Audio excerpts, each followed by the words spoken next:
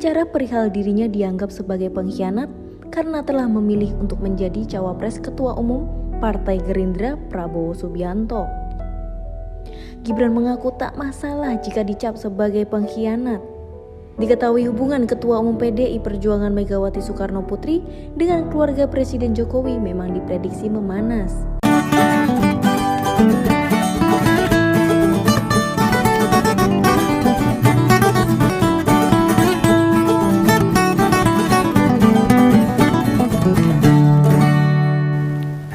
Halo, ketemu lagi dengan Om Begawan. Jangan kurangi bahagia Anda. Tetap di Ngompol Ngopini Politik. Ini para pendukungnya Pak Presiden Jokowi. Pada Pilpres 9 tahun atau 4 tahun yang lalu, tidak otomatis menyerahkan suaranya pada Gibran. Apalagi ada sentimen negatif dari masyarakat dan menstigma Gibran sebagai seorang pengkhianat, pembohong, dan tidak punya etika sebagai kader partai. Unggah-ungguh ora ono gitu loh. Waktu itu Pak Jokowi kita dukung sama-sama, memenangkan pertarungan Pilpres dengan lawan yang sama. Masih teringat betul ya. Beliau itu tampil sederhana, nggak sombong gitu loh. Tegak lurus konstitusi, merangkul semua pendukungnya. Orang macem-macem, tidak macem-macem, orang aneh-aneh. Kita semua rela berkorban, ya beli kaos, ya sediakan snack pertemuan, ya datangi kawan-kawan lama, ya silaturahmi ke para tokoh untuk pasang badan memenangkan Jokowi. Nah sekarang Om Begawan merasa kembali terpanggil ini. Merasa tidak bisa berpangku tangan dan tak mau diam sekarang juga. Jane wis arep pensiun. Sudah mau leren sini. Penguasa yang memanfaatkan kekuasaan untuk kepentingan sendiri, ya harus dilawan. Meskipun dulu kawan, sekarang dilawan untuk menegakkan konstitusi, untuk meluruskan jalan yang bengkok-bengkok. Nah, meski para elit koalisi Indonesia Maju, bicara politik dinasti itu terjadi di banyak tempat. Politik dinasti hanya ada di zaman kerajaan sana. Politik dinasti itu ada di zaman partai. Tapi apakah kalian tahu politik dinasti saat Jokowi berkuasa ini membahayakan masa depan negara ini dan bisa mengembalikan demokrasi seperti zamannya Orde Baru? Apa mau dilanggengkan? Di mana suami bupati, istri ketua DPRD, kakak wali kota kok jadi komisaris BUMD, paman jadi wakil gubernur, ponakannya menjabat ketua komisi di DPRD, dan berbagai politik dinasti terbentuk lainnya. Nah, dampak dari ini, isu-isu tentang dinasti politik ini, Mbak Yeni Wahid dengan Gus Duriannya memutuskan untuk mendukung Ganjar Pranowo dan Mahfud MD. Ini karena dia merasa terpanggil juga, seperti Om Begawan, untuk melawan hal-hal tersebut. Hal-hal ini yang akan merusak demokrasi Indonesia ini. Ingat, pemilu dan pilpres tahun depan diselenggarakan tidak berbarengan loh dengan pilkada.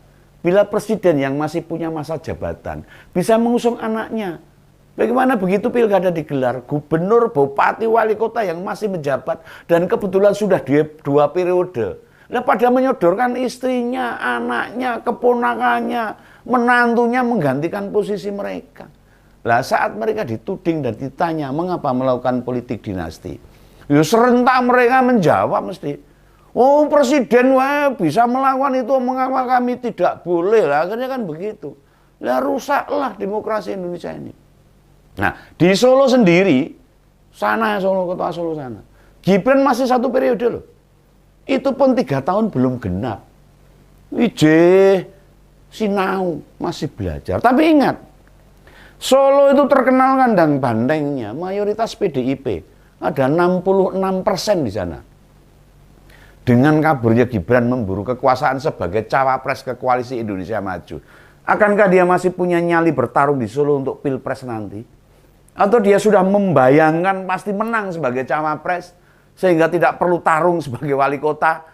Wali kota kecil, saya ingin jadi cawapres, pasti menang. Lah mirisnya lagi, jadi cawapres bukan dari PDIP, tapi tak mengundurkan diri dari Partai Merah ini. Lucu ini. Ini etika di mana ini? Ajar-ajarannya sopo kayak gini nih. Maksudnya apa coba? Apakah partai politik itu sekedar tempat untuk mencalonkan saja? Wilayah untuk menandai atau hanya menambah portofolio bila dia itu kader PDIP? Ben diarani kalau boso Jawanya itu. Apa portofolio itu untuk mendaftarkan jadi cawapres sekarang ini? Mongono tok. Lah entahlah. Om Begawan belum pernah nyapres soalnya. Orang tahu nyalon ke bupati, wali kota, apalagi wakil presiden. Om Begawan jadi kayak ditampar ini. Soal pencapresan bapaknya Jan Etes ini, Gibran ini. Apa sih makna kesetiaan? Apa mana dukungan? Apa arti komitmen bagi seorang Gibran pada partai politik? Ketoknya ora digagas. Ora nek artine gitu loh. Partai politik cuman mainan belaka, godolanan tok itu, atau sekedar tempat belajar ideologi politik semata. Apa malah jadi arena latihan berpidato? Hingga kemarin waktu mendaftar ke KPU, otomatis kan sama Pak Prabowo, Capres Koalisi Indonesia Maju. Gibran ditanya wartawan, apakah sudah mundur dari PDIP? Gibran jawabnya, sudah bertemu sama Mbak Puan. Dan itu tidak menjelaskan apa-apa. Ibaratnya kita tahu ada orang dari tempat ibadah, kita tanya, sudah ibadah? Lah ini saya sudah wudhu atau saya sudah habis bertemu pendeta. Kan itu tidak menjawab pertanyaan, sudah ibadah atau belum.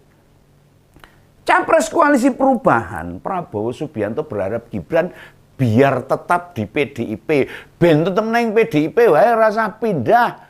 Maksudnya supaya dapat suara dari simpatisan PDIP gitu, nek orang pindah dari PDIP. Oh malah tambah anyel wong PDIP ini. Lah itu Bung Supmi Dasko nih, petinggi Gerindra menyebut tidak ada larangan di KPU capres dan cawapres yang didaftarkan berbeda dengan koalisi pengusung. Oh berlawanan kok tidak ada masalahnya ini nggak dipakai ini. Ini juga ibarat saya melamarkan anak orang tanpa izin. Oh, bapak ibunya ya gini ini. Apakah itu dilarang? Ya kan tidak. Tapi apakah itu pantas? Etikanya di mana? Atau layak kita lakukan? Ya konyol yang kayak gituan masih nanya ini. Ini politikus cap opo ini, cap tikus ini. Wah, para ciloko ini demokrasi Indonesia ini. Nah politisi-politisi kita itu memang mau mudahnya tok, gampangnya tok, mau menangnya sendiri, mau simpelnya. Ini sama saja dengan saat Gibran terhambat soal aturan usia capres-cawapres. Batas usianya yang digugat di MK, hukum di negara ini kok ya bisa diubah-ubah. Sesuai kemauan penguasa, sak geleme penguasa. Tambah serakah lagi kan ini. Seandainya kalah di Pilpres, gimana bila Gibran dan Kaisang maju bersamaan waktu Pilkada November tahun depan? Dari kubu yang berbeda misalnya. Sekalian saja kalian memperlihatkan pada kami. Kalau negara ini sudah jadi milik kalian. Nah kita akan buktikan. Apakah Gibran yang menang atau Kaisang yang menang bila seperti itu. Atau ikut Pilkada Provinsi misalnya. Bersaing berebut jadi calon gubernur. Namun dari koalisi yang berbeda saja. Monggo, tunjukkan pada kami kepungahan, kecongkaan, kebelaguan, serta kesombongan kalian. Jangan nanggung agar rakyat belajar, agar rakyat melihat dengan jelas siapa kalian-kalian ini. Sekalian mengamati bagaimana sebuah keluarga yang dulu dielulukan rakyat, dicintai rakyat, akan memainkan kekuasaan sampai seberapa jauh. Mau tahu yang jadi korban pertama atas pencapresan Gibran? Siapa? Siapa? Mas Bobi Nasution, wali kota Medan. Walaupun sudah ditunjuk TPN atau tim pemenangan nasional Pak Ganjar untuk jadi juru kampanye, Mas Bobi mendukung kakak iparnya. Apakah dukungan itu bakal membuatnya pindah partai? Dia menjawabnya belum tahu.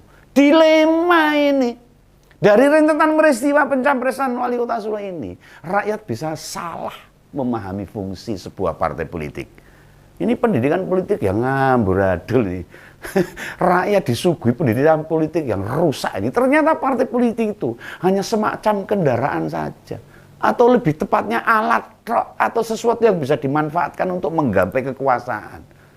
Bila mana alat itu nggak bisa dipakai buat meraih tujuan, ya ditinggal begitu saja. Wes dirongsok gitu. Ya bisa disamakan dengan angkot lah. Kita mau ke pasar naik angkot ke jalur berapa, begitu sudah sampai ya turun bayar tarifnya sudah. Setelah berbelanja di pasar pulang bisa pakai angkot dengan jalur lain. Tidak ada urusannya ideologi. Nah, benar-benar parah nih para ini. Partai politik jadi semacam benda yang benar-benar tidak ada artinya. Lah Pak Jokowi dan Gibran di PDIP pasti sudah melewati sekolah kader toh. Iya toh. Terlihat hasilnya tidak ideologinya. Belas akhirnya menganggap remeh ideologi partai. Meski berasal dari PDIP, partai lain yang ada di Koalisi Indonesia Maju, nggak masalah tuh ngusung Gibran sebagai cawapres. Ini menandakan ideologi partai tidak dipahami dengan baik. Nah, mengerikan sekali tuh. Politisi namun tidak merasa punya ikatan ideologis dengan partainya. Ya Gibran di cawapreskan non PDIP itu menggambarkan partai politik kita memang krisis ideologi. Jangankan ideologi, awang harga diri saja bisa jadi tidak punya. Wes renek harga diri ya kelipuk loh. Lihatlah partai politik dari Koalisi Indonesia Maju. Orang sekaliber Pak Airlangga Hartarto, Ketua Umum Golkar. Orang berpengalaman kayak Pak Zulhas, Ketua Umum PAN, atau setidaknya Mas Ahaye itu, Ketua Umum Demokrat yang pernah ikut Pilgub DKI 5 tahun lalu. Bahkan orang kritis dan sekualitas Pak Fahri Hamzah dan Pak Anies mantan dari Gelora. Semua kalah. Iya, dan dinilai mereka bukan siapa-siapa, nggak dianggap sama Prabowo. Dia lebih memilih kader PDIP yang belum genap 3 tahun jadi wali kota. Jauhlah lebih menyedihkan lagi nih. Kita sebagai pemilih rakyat biasa saja dinilai bodoh dan tak tahu semua ini.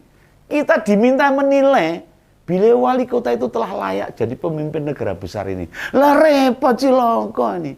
Ini sekali lagi saya ingatkan dari Om Begawan. Mencari pemimpin itu bukan hanya yang terbaik, tetapi untuk mencegah yang jahat untuk berkuasa. Begitu ya pesan Om Begawan ini. Salam Begawan, salam ngompol. Sampai jumpa.